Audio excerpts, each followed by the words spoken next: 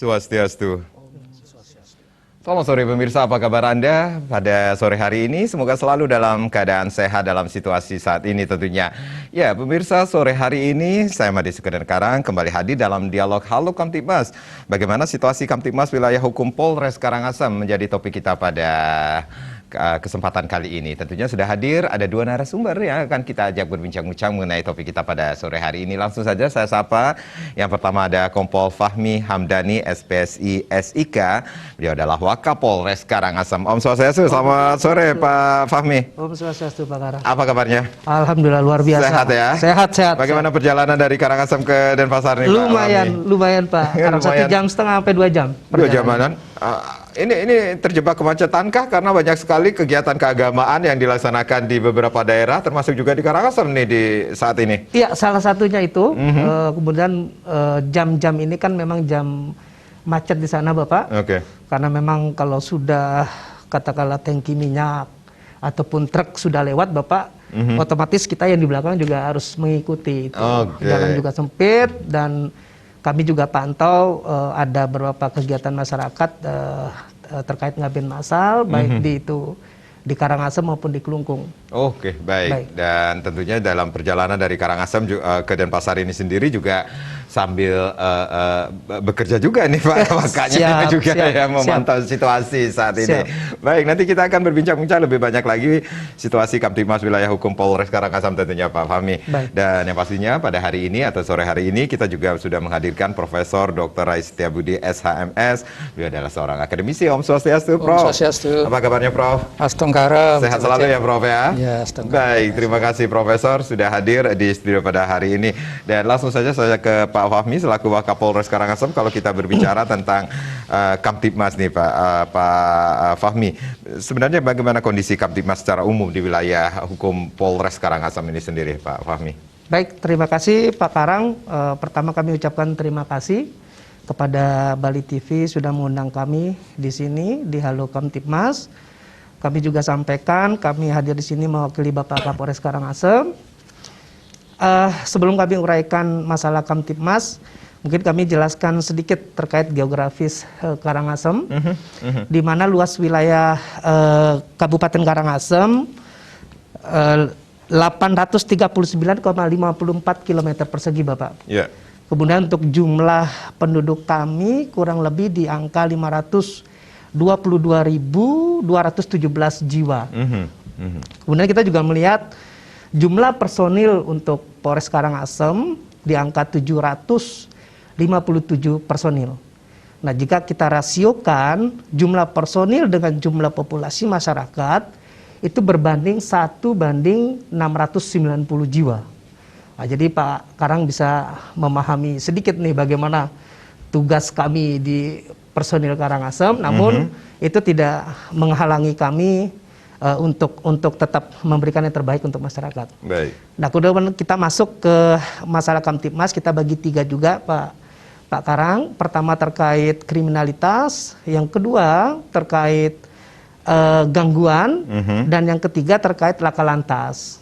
Jadi untuk kriminalitas, angka kriminalitas cenderung menurun Bapak, cenderung menurun, di mana kami bandingkan di bulan Juni dan bulan Juli tahun 2022.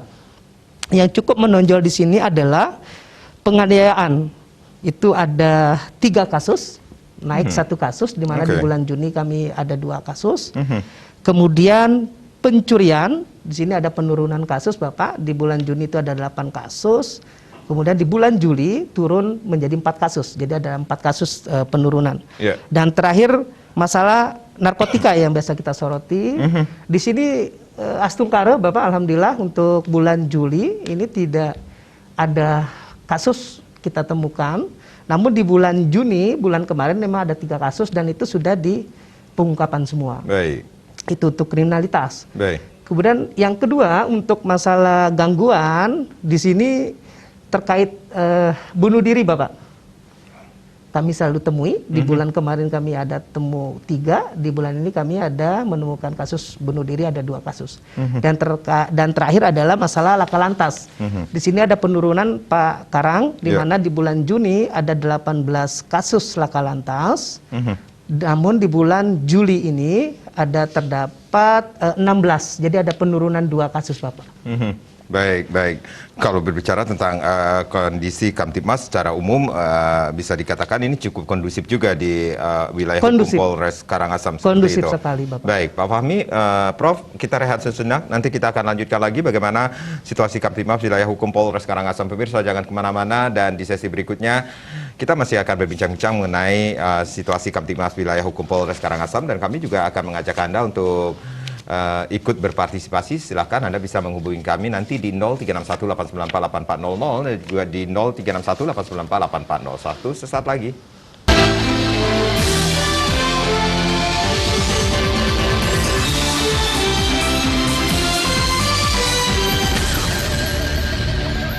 Terima kasih Anda yang baru saja bergabung di Halo Kamtibmas. Bagaimana situasi Kamtibmas wilayah hukum Polres Karangasem masih menjadi topik kita. Silakan Anda yang ingin bergabung bersama kami, lain akan kami buka di 0361894840 dan juga di 0361894841. Masih bersama Kompol Fahmi Hamdani, beliau adalah Kapolres Karangasem, dan juga ada Profesor Rai Setiabudi, beliau seorang akademisi. Dan nanti kita akan tanyakan lagi tentang situasi Kamtibmas wilayah hukum Polres Karangasem. Pak Fahmi, kalau kita berbicara tentang Kamtibmas, kemudian tadi juga sudah dijelaskan secara singkat tentang angka kriminalitas yang cukup ya kondusif lah, gangguan, kemudian laka lantas.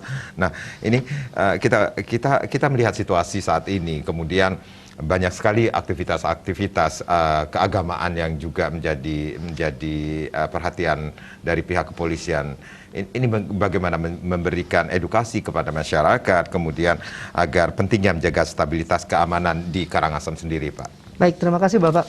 Sebenarnya metodenya hampir sama, itu seluruh Polres yang berada di Polda Bali, yaitu memanfaatkan Babin Kamtibmas. Itu memang leading sektor pertama kami untuk karena yang langsung bersentuhan dengan masyarakat. Yang kedua, tentu juga kita bersinergi dengan instansi samping ya, dalam hal ini mungkin dari Dinas Kesehatan, mungkin dari TNI dan Babinsa dan sebagainya. Kami selalu setiap kegiatan-kegiatan paruman, katakanlah itu, ataupun sebelum kegiatan adat itu dilaksanakan, biasanya Babin Kamtibmas kami langsung mendatangi Bapak. Jadi peran Babin Kamtibmas juga sangat berperan sekali. Iya, betul Bapak, karena Babin ini kan melekat 1x24 jam dengan masyarakat. Tidak ada mereka yang mengetahui situasi daerah mereka masing-masing, seperti itu. Iya, kalau mungkin bahasa kami ini, Babin ini sebenarnya intelijen berseragam. Iya, artinya semua informasi yang dibutuhkan oleh Polres maupun Polda sebenarnya ujung tombaknya di Babin.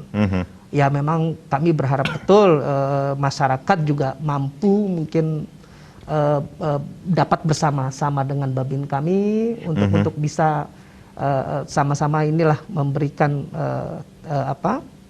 memberikan sumbangsinya terkait keamanan, terus juga terkait kegiatan-kegiatan keagamaan di tengah pandemi ini. Baik, ini peran Babin Kamtibmas menjadi perhatian juga, kemudian juga kerjasama dengan beberapa instansi yang lainnya. Tetapi kita juga mengetahui situasi saat ini kita belum pulih sekali dari yang namanya COVID. Situasi COVID-19 masih ada seperti itu. Ini bagaimana peran dari pihak kepolisian untuk memberikan edukasi juga pentingnya menjaga protokol kesehatan agar selalu waspada terhadap COVID-19 ini sendiri, Pak. Baik, tadi kami sudah sampaikan terkait dengan Babin Pak Karang. Katakanlah sekarang contohnya beberapa hari ini kan ada kegiatan ngaben massal ya Pak Karang ya. Di situ kami bersama Satgas kami mendatangi dulu desa yang akan melaksanakan ngaben massal. Kemudian di situ kami juga tetap mengatur bagaimana nanti terkait pelaksanaannya, 3M pasti ya seperti menggunakan masker dan sebagainya. Kemudian gitu kita pemantauan langsung Bapak. Kami seperti membuat nimtek seperti yang terjadi sekarang, kita ada melaksanakan ngaben di tanggal 29 itu di daerah Manggis, di daerah kami. Itu kita pisahkan nanti mana yang keluarga yang menggunakan nimtek, kemudian juga kita batasi, kita himbau kepada keluarga untuk satu kakak hanya diwakili oleh 10 orang untuk bisa masuk, sisanya bisa di luar. Kemudian juga ya kita biasa memanfaatkan seperti pengeras suara yang ada Baik. di Polres untuk memberikan himbauan agar tetap menjaga jarak maupun menggunakan masker dan sebagainya. Baik, untuk protokol kesehatan juga tetap Pasti. dilaksanakan. Pasti. Himbauan untuk menjaga protokol kesehatan seperti itu kah? Iya, dan perlu diketahui juga Pak Karang, jadi yang melaksanakan acara pengabenan ini juga rata-rata sudah booster.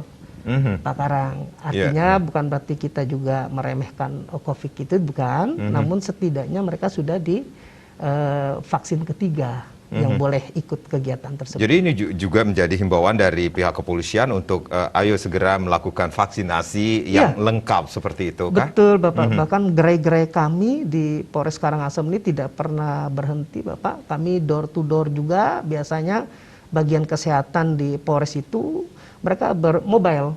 Hari ini mungkin di Kecamatan Kubu, besok di Abang, dan kita membuka gerai. Bahkan untuk diketahui Pak Karang, kemarin untuk Bayangkari kami juga melaksanakan vaksinasi di Polres, ingin memberikan sumbangsi lah, selain vaksin untuk untuk bayi, di situ juga disempatkan juga kita buka gerai untuk melaksanakan vaksin baik itu vaksin pertama, 2, dan 3. Dan kita juga lihat dari Pemda juga tetap melaksanakan, kemudian dari TNI juga masih tetap ikut serta Pak Karang. Baik, baik. Prof, dari apa yang sekilas penjelasan dari Pak Wakapolres Karangasem, kemudian ini juga memberikan rasa aman bagi masyarakat, rasa nyaman bagi masyarakat untuk melaksanakan aktivitas-aktivitas seperti biasanya, tetapi tetap melakukan protokol kesehatan seperti itu, Prof. Ya, betul sekali. Kita bersyukur apa yang disampaikan oleh Pak Waka tadi itu, suasana di wilayah hukum Polres Karangasem cukup dan sangat baik ya, kondusif. Apalagi tadi kalau disampaikan statistik kriminalnya itu menurun ya dari tahun sebelumnya. Ini kita sangat apresiasi sekali karena kerja polisi itu seperti disampaikan tadi 24 jam ya, apalagi yang Babin Kantipmas itu. Kemudian yang kedua itu secara umum, yang kedua secara khusus kita ini kan sedang dihadapkan oleh COVID-19. Itu kita juga tidak boleh lengah. Ini juga menjadi tugas tambahan yang berat juga bagi kepolisian untuk memperhatikan hal-hal yang terkait dengan protokol kesehatan itu. Apalagi di Bali tadi juga disampaikan ada beberapa acara setiap hari baik itu sering sekali ada kerumunan-kerumunan yang dalam tanda kutip agak sulit untuk dikontrol. Apalagi yang berkaitan dengan keagamaan, adat itu kita harus benar-benar strateginya dalam tanda kutip hati-hati sekali untuk memberikan pengamanan kepada masyarakat. Nah, ini perlu strategi yang lebih khusus lagi dalam hal terkait dengan kerumunan-kerumunan yang melibatkan massa banyak. Karena di sini agak sulit pengawasannya. Kalau pakai masker, cuci tangan, itu saya rasa sudah cukup kesadarannya. Tapi seringkali juga kesadaran masyarakat dalam melakukan kumpul-kumpul, melakukan kerumunan-kerumunan yang begitu tidak mempedulikan jaraknya, ini juga menjadi perhatian. Tapi tadi peran dari polisi, walaupun sebetulnya tidak diberitahukan secara tegas, tapi dengan kehadiran polisi di tengah-tengah masyarakat, di tengah-tengah kerumunan itu, masyarakat pasti akan merasa terkendalikan. Jadi merasa enggan gitu, pasti sudah tingkat kesadaran jaga jarak, kumpul-kumpul, pakai masker dan protokol kesehatan, walaupun polisi hanya hadir saja di situ. Nah, ini memberikan rangsangan psikologis ya, untuk tidak melakukan pelanggaran protokol kesehatan. Saya rasa itu memang sudah satu hal yang luar biasa apa yang dilakukan oleh polisi dalam mewujudkan ketertiban dan keamanan. Apalagi di Bali ini perlu sekali dalam suasana keagamaan, upacara-upacara itu bagaimana kita menciptakan masyarakat supaya aman, tentram, dan damai. Karena dengan suasana yang damai itu akan bisa dilakukan upacara-upacara keagamaan secara hikmat. Saya rasa itu kuncinya di situ. Nah, disinilah peran dari polisi itu dengan bekerja sama dengan masyarakat di lingkungan setempat gitu, dan juga masyarakat adat yang memang memiliki kegiatan-kegiatan keagamaan. Jadi tokoh-tokoh masyarakat, tokoh-tokoh adat, dan tokoh-tokoh agama itu pasti sudah menjadi partnership kerja daripada kepolisian dalam rangka mewujudkan kedamaian untuk terlaksananya kegiatan-kegiatan adat dan keagamaan itu. Ya, Prof, tadi ada juga yang disampaikan oleh Bapak Wakapolres tentang bagaimana situasi Kamtibmas di wilayah, khususnya di wilayah hukum Polres Karangasem dengan beserta data-datanya baik kriminalitas, gangguan, kemudian laka lantas yang cukup menurun, bahkan narkoba cukup nihil bulan ini.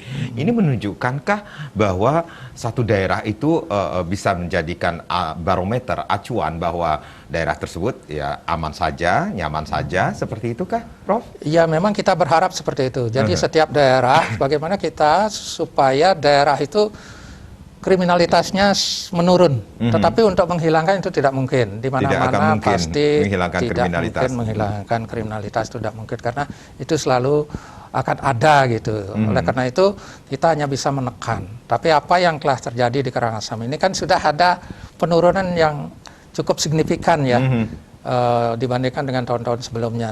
Inilah yang menjadi usaha dari setiap penegak hukum, terutama dalam hal ini polisi, bagaimana menurunkan statistik kejahatan itu.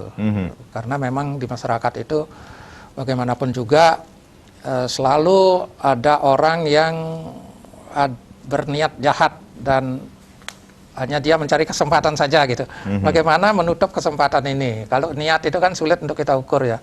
Jadi siapa yang memiliki niat jahat tidak tahu kita. Tapi yang bisa adalah menutup kesempatan. Nah, kesempatan ini bisa ditutup dengan menjaga di daerah-daerah yang rawan kejahatan. Baik. Misalnya di daerah wisata di mana terjadi banyak kerumunan. Nah, itu kejahatan, terutama mengenai kejahatan-kejahatan yang sifatnya konvensional. Tadi disampaikan ada pencurian, itu ya sudah seperti itu, penganiayaan, apalagi di Karangasem ini sekarang sudah jauh menurun. Dulu kami pernah melakukan penelitian, itu kejahatan kekerasan itu di Karangasem cukup tinggi, terutama daerah-daerah kecamatan bagian utara, di mana di situ banyak terjadi penganiayaan bahkan sampai pembunuhan. Tapi sekarang sudah jauh menurun. Kita bersyukur sekali, semoga masyarakat lebih terus meningkatkan kesadaran hukumnya. Ya, bisa dikatakan ini kita bisa memberikan apresiasi kepada kepolisian betul Polres sekali, Karangasem jadi ini itu sendiri. semua peran kepolisian yang sangat penting. Walaupun ini, walaupun tadi juga ini berkat kerjasama dengan beberapa pihak tentunya untuk menjaga, memberikan rasa aman dan nyaman bagi keberlangsungan kehidupan di wilayah hukum Karangasem. Dan yang menarik di sini adalah bahkan Pak Wakapolres menyebutkan ini ada rasionya sendiri dari 500-an ribu jiwa ya Pak Kapolres lebih di Karangasem ini sendiri dengan 1 berbanding 690-an jiwa seperti itu. Bahkan yang ideal itu kan yang saya tahu adalah 1 berbanding 350. Ini tidak mengurangi aktivitas atau tugas dari pihak kepolisian seperti itu, Prof? Ya, memang kalau idealnya itu antara jumlah penduduk dengan rasio dengan personil kepolisian itu pasti ada yang ideal ya. Kalau saya tidak salah ingat itu sekitar 1 banding 350 itu sudah sangat ideal. Misal seperti di India itu banyak polisi dan negara-negara maju itu banyak polisi. Nah, di Indonesia rata-rata belum kita menuju pada idealisme secara internasional. Namun dalam hal pembagian kepolisian itu banyak yang harus diperhitungkan. Misalnya seperti daerah-daerah yang rawan, terutama daerah-daerah perkotaan yang besar, itu pasti rasionya akan lebih kecil. Mungkin bisa 1 banding 300 atau 400 daerah-daerah yang khusus. Tapi daerah-daerah yang kerawanan kejahatannya agak tidak begitu memprihatinkan, itu bisa rasionya bisa diperlebar gitu. Nah, terutama di daerah-daerah di Bali ini kan statistik kriminal kalau kita lihat di daerah-daerah Karangasem tidak terlalu begitu menonjol dibandingkan daerah Badung dan daerah Kota Denpasar. Begitu juga daerah Tabanan, Gianyar juga, Singaraja yang begitu. Nah, ini juga menjadi pertimbangan rasio bagaimana idealnya penempatan polisi di daerah-daerah yang seperti itu. Tapi yang jelas bahwa setiap desa itu sudah ada Babin Kamtibmas. Dan ke depan kalau bisa setiap banjar itu harus ada seorang polisi di situ, walaupun tidak ditugas secara langsung, mungkin setiap banjar itu ada seorang yang memang kerja di kepolisian. Nah, itu dimanfaatkan, dan ini rasanya sudah dibuatkan satu gagasan, ada namanya si Pandu Beradat, mohon maaf ini si Pandu Beradat. Jadi di situ keterlibatan masyarakat, keterlibatan Polri di setiap desa adat itu sudah secara nyata itu sudah diwujudkan. Walaupun dari dulu polisi itu sudah punya pemolisian masyarakat. Baik. Jadi itu sudah dilakukan. Baik, Prof dan Pak Fahmi, kita rehat kembali ya. Nanti akan kita lanjutkan lagi perbincangan ini. Pemirsa jangan kemana-mana, kami akan kembali. Tapi tentunya setelah yang berikut ini.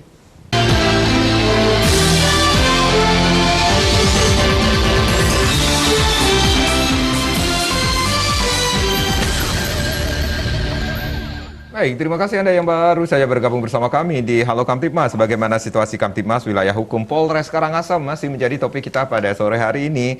Masih bersama Wakapolres Karangasem, Kompol Fahmi Hamdani, dan juga seorang akademisi, Profesor Rais Setiabudi. Silakan Anda yang ingin bergabung bersama kami, ingin bertanya lebih banyak lagi tentang Kamtibmas wilayah hukum Polres Karangasem, atau mungkin ada yang hubungannya dengan Kamtibmas wilayah hukum yang lainnya. Nah, ini kesempatan Anda untuk bertanya bersama narasumber saya di studio di 0361 894 8400 dan juga di 0361 894 8401. Pak Fahmi dan Prof, COVID-19 belum juga tuntas ini, walaupun angkanya cukup melandai. Kita juga dikejutkan lagi dengan adanya kasus PMK ini sendiri. Nah, ini menjadi perhatian juga dari Polres Karangasem, khususnya di wilayah hukum Polres Karangasem, Pak Fahmi. Baik, saya sepakat sekali nih, Bapak, di mana COVID belum selesai. Ya, kami datang lagi virus baru yang menyerang hewan ternak, khususnya sapi. Namun memang di awal-awal kemunculan PMK itu wilayah hukum Polres Karangasem, dalam hal ini Kabupaten Karangasem, terindikasi 109 sapi untuk PMK-nya di awal memang kejadian itu. Namun dengan solidnya juga Forkompida di sana untuk menyikapi hal tersebut, tidak lama dari itu, selang beberapa hari hewan ternak langsung dilaksanakan pemotongan bersyarat, Bapak. Untuk memutus rantai itu, virus itu. Iya, itu juga dengan ganti rugi juga yang layak sesuai dengan harga dari hewan tersebut. Jadi tidak ada yang dirugikan di sini. Nah, kemudian khusus untuk Polres Karangasem langsung bertindak, Bapak Kapolres itu langsung membuat satgas eksternal maupun satgas internal, Bapak. Satgas eksternal di sini di mana ada satgas terpadu, di mana Pak Sekda ini sebagai ketua pembantu umum 1 itu Pak Kapolres Karangasem, dan pembantu umum 2 itu Bapak Dandim Karangasem. Kemudian selain satgas eksternal, di internal sendiri pun Pak Kapolres membuat satgas PMK, di mana anggota ini standby di Padangbai, Bapak. Selain juga ikut membantu satgas eksternal tersebut. Nah, kemudian kita juga mendapati kebijakan dari Polda untuk menyetop lalu lalang ini keluar masuknya hewan ternak, khususnya dari Lombok ke Karangasem melalui pelabuhan Padangbai. Kemudian kami juga di Polsek seperti Polsek Manggis juga kami melaksanakan penyekatan untuk tidak ada masuk hewan ternak. Begitu juga di Polsek Rendang maupun Polsek Kubu. Nah, kemudian selanjutnya Polres Karangasem juga berkoordinasi langsung dengan ASDP Padangbai, dalam hal ini karantina. Kami memasang mesin disinfektan otomatis, Bapak.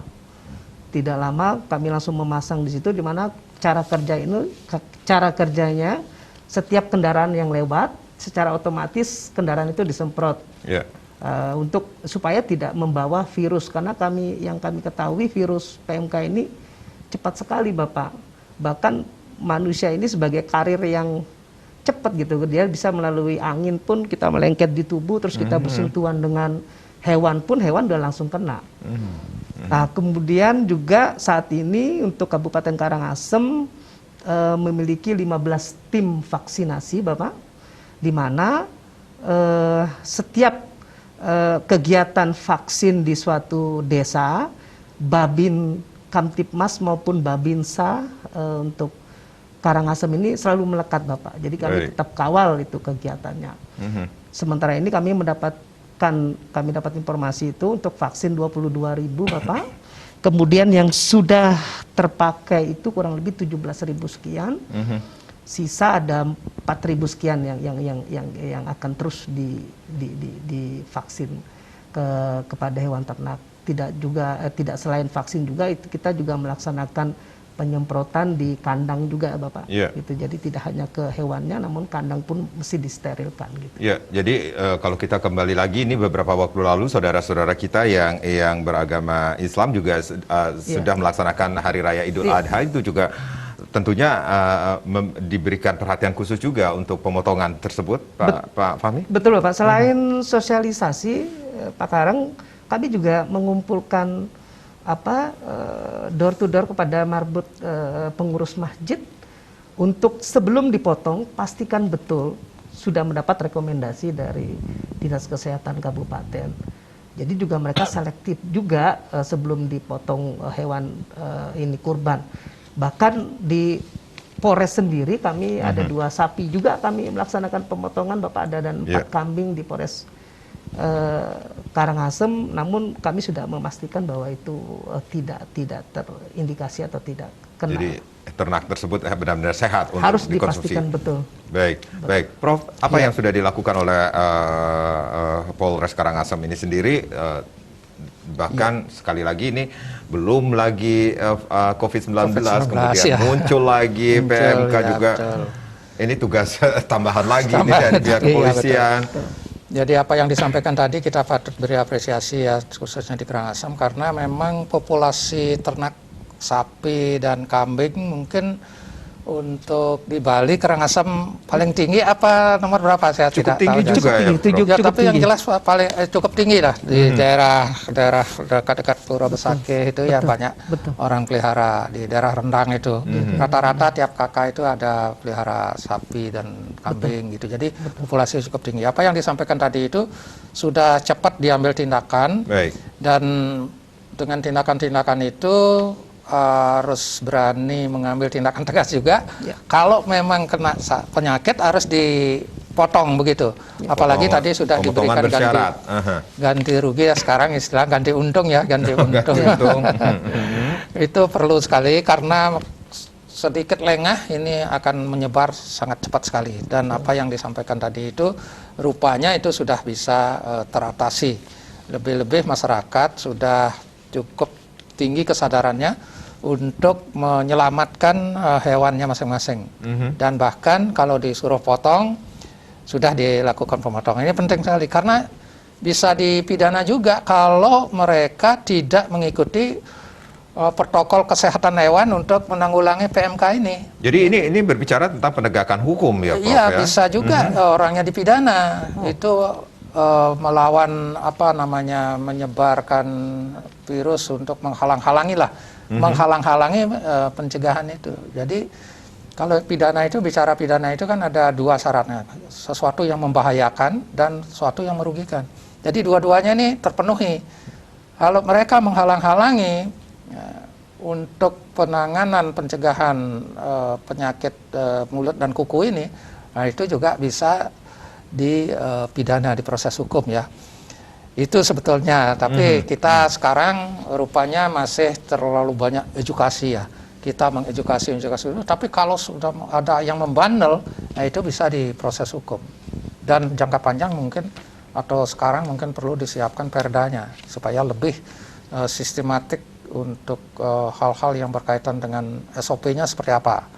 Ya, jadi baik, Pak Fahmi, selama ini juga tidak dilakukannya penegakan hukum juga karena memang masyarakat dengan sukarela menyerahkan sapi-sapi ternaknya yang terindikasi PMK tersebutkah atau bagaimana, Pak Fahmi? Baik, Bapak, alhamdulillah ya, Astungkaro sampai saat ini tidak ada penegakan hukum terkait PMK ini. Karena kami memang menjadi dilema di awal-awal kasus ini, karena satu sisi juga kita memperhatikan kondisi ekonomi dari peternak, juga kan tidak mungkin juga terlalu rendah dihargai dan sebagainya. Namun ya alhamdulillah juga untuk di Karangasem juga kita menggandeng pihak-pihak ketiga, selain bekerja sama dengan Pemda, dengan Kodim, Polres Karangasem juga memiliki rekan juga yang dengan sukarela juga mau membelikan hewan ternak itu dengan harga normal Bapak, dan kami sangat bersyukur sekali ada orang dermawan juga ikut membantu, selain koordinasi dengan instansi terkait juga. Baik, baik. Dalam situasi saat ini berarti apa yang sudah dilakukan oleh Polres Karangasem terhadap masyarakat, juga memberikan pelayanan. Ini tugas polisi memberikan pelayanan Ya, juga betul, ya, Prof ya. ya. Nah, ini seperti apa pelayanan yang diberikan kepada masyarakat dalam pengurusan surat-surat kah, atau memang seperti apa, Pak Fahmi? Jika Masih tetap dalam situasi saat ini. Oh, oke. Situasi seperti ini Bapak, untuk diketahui Bapak, Polres Karangasem ini sedang melakukan pembangunan fisik secara signifikan nih, Pak Karang.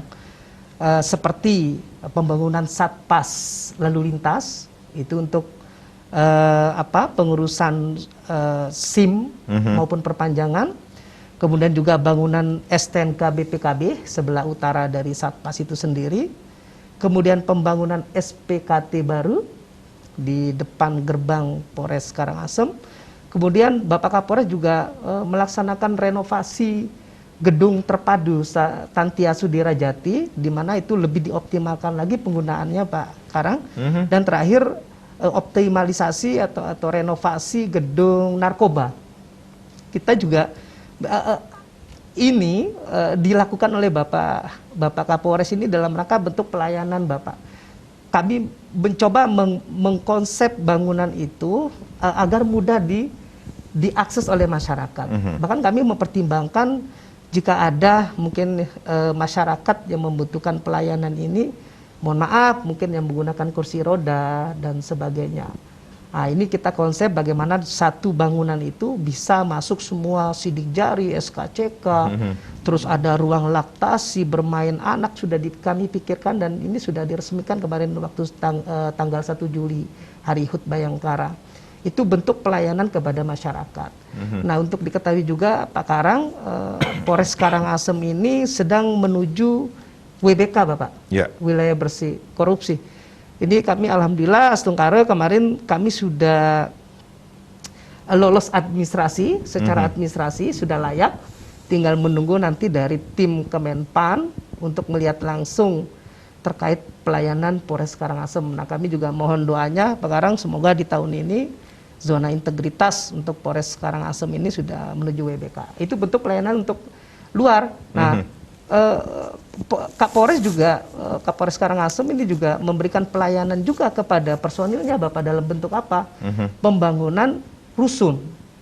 Itu sebenarnya rusun sih lebih dekat ke apartemen sih kalau lihat konsepnya Bapak. Insya Allah semoga nanti ini on time, direncanakan di bulan Desember Bapak sudah peresmiannya. Anggota juga sudah bisa masuk ke situ, sudah bisa dimanfaatkan. Ada 48 kamar dengan lantai, ada 3 lantai nanti Bapak di sana. Ya, itu bentuk pelayanan ke personil juga tentunya, tidak hanya masyarakat yang diperhatikan. Baik, nih dengan apa yang sudah dilakukan oleh Polres Karangasem ini sendiri, pelayanan fisik, kemudian ada pelayanan ke personil ini, pelayanan fisik kita berbicara tentang bangunan yang akan dibangun kembali, direnovasi. Ini apakah akan mengganggu pelayanan kepada masyarakat ataukah memang ada dialihkan ke tempat yang lainnya? Oh, tentu tidak Bapak, karena kan seperti pembangunan satpas, kami juga punya kantor dulu seperti lalu lintas kan ada di belakang itu, di sebelah barat Polres Karangasem itu juga sudah ada. Artinya itu bertahap Bapak.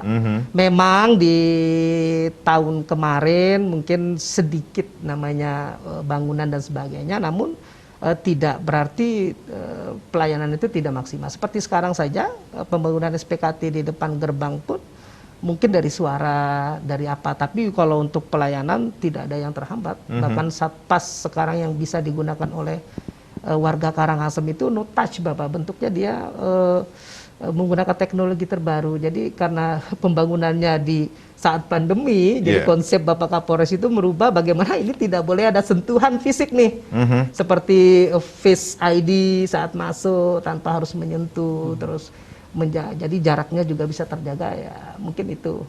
Ini yang menarik sekali, ada konsep agar mudah diakses oleh masyarakat, bahkan oleh saudara-saudara kita yang mempunyai kebutuhan khusus seperti itu. Betul. Itu ide yang sangat luar biasa sekali. Iya, bisa Pak. dikatakan. Sudah sejauh itu kami memikirkan, seperti kan tidak mungkin rasanya seperti ada warga kita yang berkebutuhan khusus, kemudian dia mengurus SIM maupun SKCK tapi di lantai 2. Rasanya tidak pas. Makanya Pak Kapolres coba mengkonsep satu bangunan itu sehingga mudah diakses untuk semua, bahkan seperti saya sampaikan tadi, seperti ruang bermain anak yang cukup luas di situ, bahkan untuk laktasi pun kami siapkan bangunan itu untuk seperti menyusui, itu kan privasi banget, dan kami memang siapkan dan representatif banget.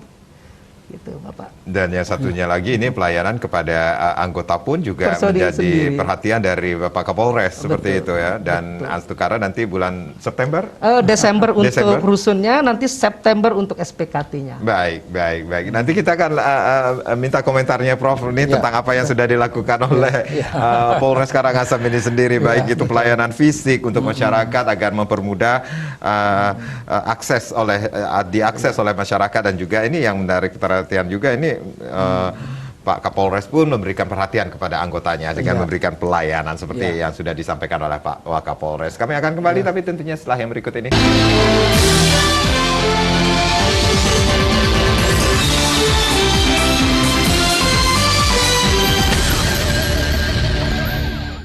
Baik, di sesi yang terakhir ini di Halo Kamtibmas, bagaimana situasi Kamtibmas wilayah hukum Polres Karangasem masih menjadi topik kita, masih bersama Wakapolres Karangasem, ada Kompol Fahmi Hamdani dan juga seorang akademisi Prof. Rais Setiabudi. Prof, ini waktu ini kita kejar-kejaran dengan waktu, tapi kita kejar-kejaran dengan apa yang sudah disampaikan oleh Pak Fahmi ini luar biasa sekali. Menurut Profesor, apa yang sudah disampaikan oleh Pak Fahmi ini? Oke, sudah ada Pak Putus Seraya nih yang sudah bergabung. Om Swastiastu. Oh, Pak Putu dari Seraya gitu ya. Om Swastiastu, selamat sore Pak Putu. Iya, selamat sore. Oh, Putu. Bukan Ibu Putu. Putu ya. Silakan, Putu. Selamat sore ya. Selamat sore. Iya, saya cuma ingin menyampaikan aja. Bukan bertanya sih. Ya. Menyampaikan terima kasih banyak kepada Polres Karangasem melalui acara ini. Soalnya saya lihat Polres Karangasem sangat banyak membantu kami dari warga Karangasem dalam hal penanganan pandemi COVID maupun pencegahan penyakit mulut dan kuku atau PMK yang menimpa di kita semua di seluruh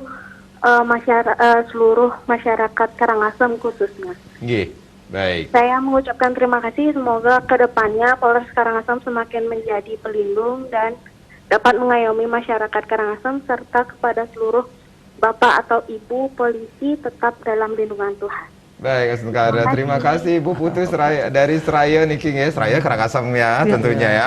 Ini apresiasi dari seorang masyarakat Karangasem Niki sendiri, Pak Prof. Ya, itu satu bukti bahwa apa yang dilakukan oleh kepolisian di Karangasem itu sudah menyentuhlah masyarakat itu.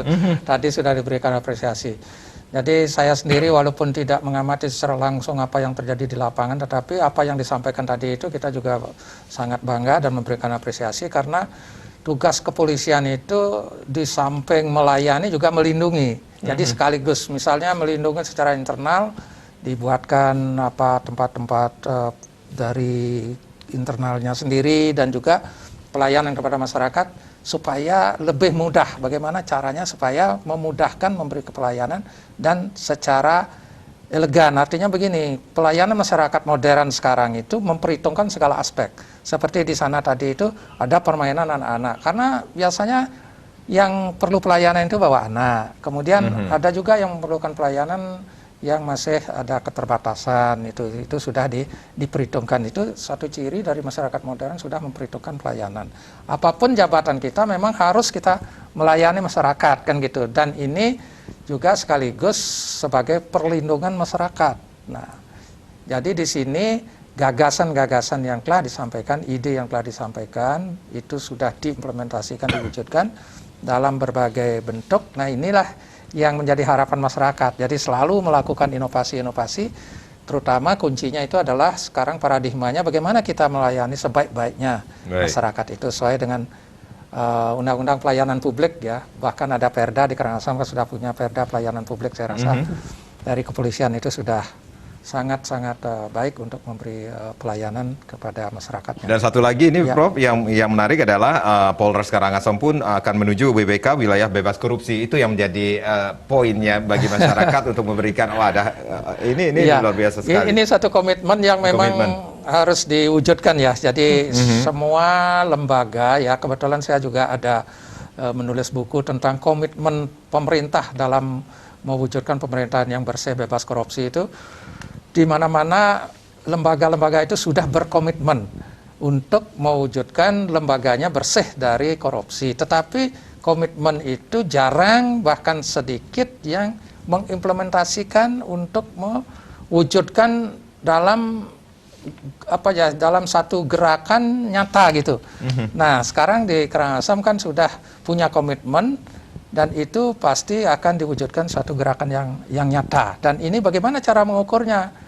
Nah, cara mengukurnya nanti apakah ada kasus-kasus korupsi nanti. Kalau tidak ada, berarti berhasil. Kalau ada lagi ya ini masih perlu sistemnya diperbaiki. Di mana diperbaiki? Misalnya seperti dulu kan ada komitmen, semua lembaga ada kantin yang disebut dengan kantin kejujuran. Nah, tapi tidak satu pun kantin kejujuran itu sampai sekarang itu masih hidup begitu. Jadi ini implementasinya ini yang harus, tapi yang penting kan ada komitmen dulu. Komitmen ini harus kuat dan komitmen itu harus diwujudkan dalam bentuk nyata. Oke, Pak Fahmi, selaku Wakapolres Karangasem, tentunya ada hal yang ingin disampaikan kepada masyarakat khususnya di Karangasem, pemahaman kepada masyarakat Karangasem bahwa keamanan bukan menjadi tanggung jawab kepolisian saja, tapi juga tanggung jawab bersama. Silakan. Baik, kami sepakat Pak Karang bahwa tugas tanggung jawab terkait keamanan itu tidak bisa rasanya aparat di sini bekerja sendiri. Tentu kerjasama dari masyarakat, bagaimana dia bisa mampu menjaga dirinya sendiri, peduli terhadap keamanan dirinya dan sekitarnya. Tapi minimal untuk keamanan diri sendiri. Jadi kami mengajak, menghimbau sekali, tolong benar-benar dijaga keamanan untuk diri sendiri dan lingkungannya. Kemudian juga kita mengingatkan bahwa untuk COVID ini belum berakhir. Pada saudara-saudara kami di Bali maupun terkhususnya di Karangasem, bahwa tolong untuk prokesnya tetap dijalankan, namun tidak perlu terlalu panik terhadap ini. Yang terpenting adalah prokesnya itu. Kemudian juga manfaatkan gere-gere yang sudah disiapkan oleh TNI Polri maupun Pemda untuk meningkatkan vaksin untuk boosternya, Bapak. Baik. Vaksin itu yang terpenting sekali ya, Pak Fahmi. Pak Fahmi, terima kasih. Prof, terima kasih. Kita nanti berjumpa lagi di lain kesempatan. Saya Madi Sikedan Karang. Terima kasih. Kita berjumpa lagi di kesempatan lainnya. Sampai jumpa. Om Santi.